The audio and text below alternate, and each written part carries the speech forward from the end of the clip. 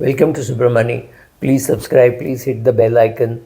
I'm making a series of videos on wealth creation, right? So, wealth creation is a great idea.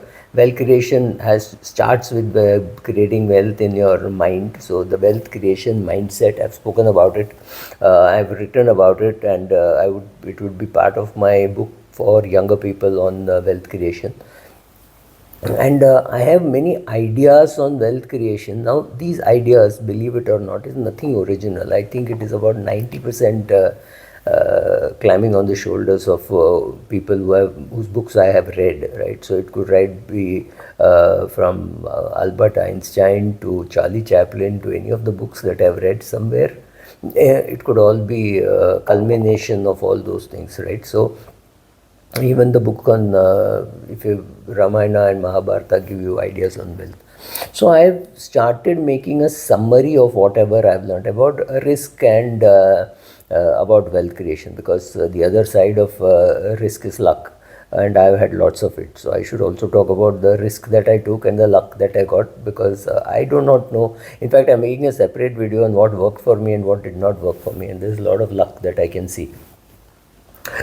So here I'm going to talk to you about risk. And when you talk about risk, it's impossible that what I'm saying is not influenced by what I read from Peter Bernstein or Taleb. All these people, they've spoken a lot about risk. It's not as though risk did not exist, but it is better written about today. So I was speaking to a bunch of people, and they wanted me to do this series of lectures. So since I was doing it for them, I thought I'll record something also.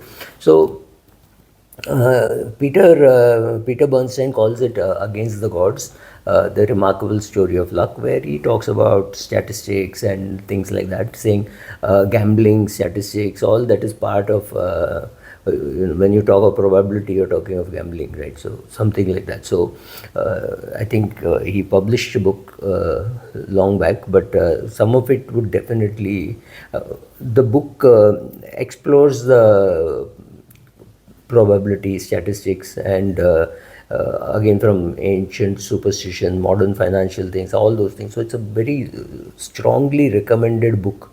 The narrative comes from prehistoric times of the 20th century, tracing the intellectual journey that enabled risk management to develop as a science. The chronological progression from where it started. People must have thought, why is it raining? Why is it not raining? Why is it the season, right? Everything that to think, oh, this is the season, this is the time it rains, this is the time it does not rain, this is the time when it is more difficult to hunt because animals don't come out, right? So all those things they must have learned from behavior. They must have learned modern techniques. They must have learned their behavior then got studied, and it became behavioral finance. So right, so all those things. So early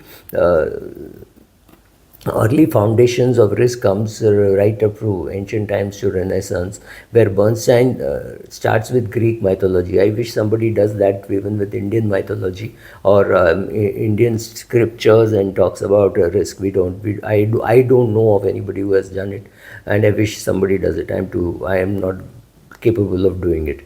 There were a lot of element of chance, roll of dice, and all those things. Ancient Greeks and Hebrews, I don't think they did any great study on probability, but the adoption of the Hindu-Arabic numeric system, I still don't know why it is called Arabic, but at least it's the Hindu numeric system, which is 500 AD, and with the introduction of zero and positional notation, revolutionized calculation. So Leonardo Fibonacci, right, we still use his charts.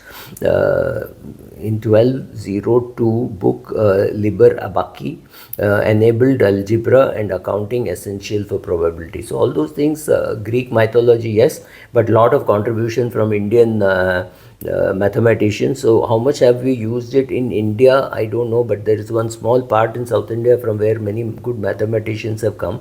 We were not good at documentation. That's one thing which we are guilty of.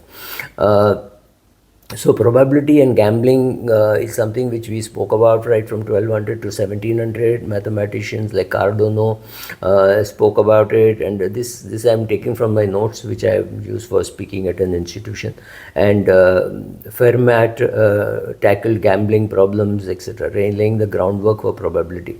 Then statistical applications started from the 17th to 19th centuries, where Grant's 1660 statistical sampling for financial risk and Edmund Halley's actuarial tables birthed the life insurance industry, right? So life insurance again depends on actuarial science, and actuarial science depends on having enough data, right? So I don't know how they did it, but it was that time that the foundations were laid, and there are companies which were started in 1700 which are still continuing in insurance. So longevity is there in insurance.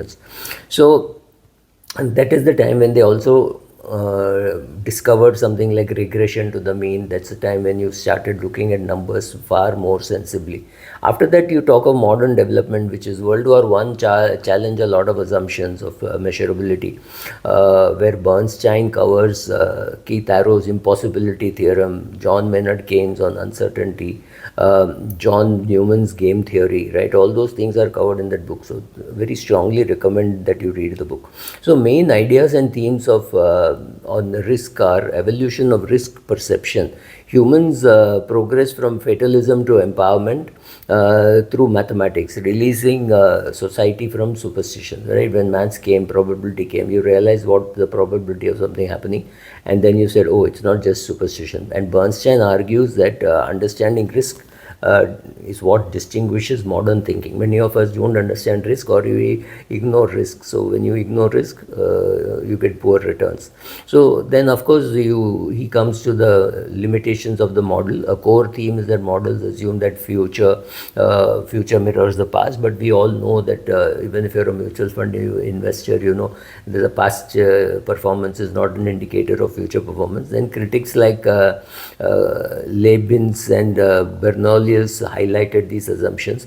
After that, we saw all this being applied to finance.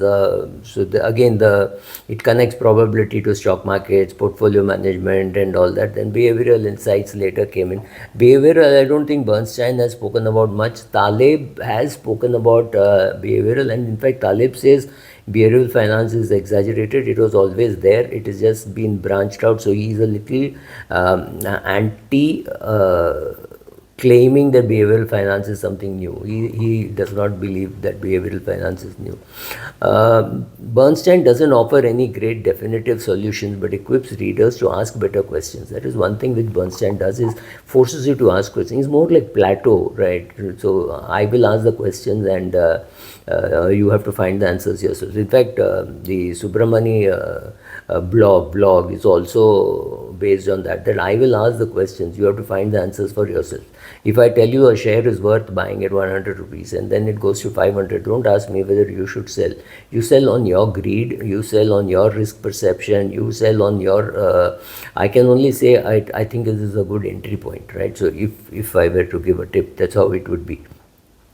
So questions about uncertainty, questions about in high stakes scenarios like investments or in crisis or in private equity investments.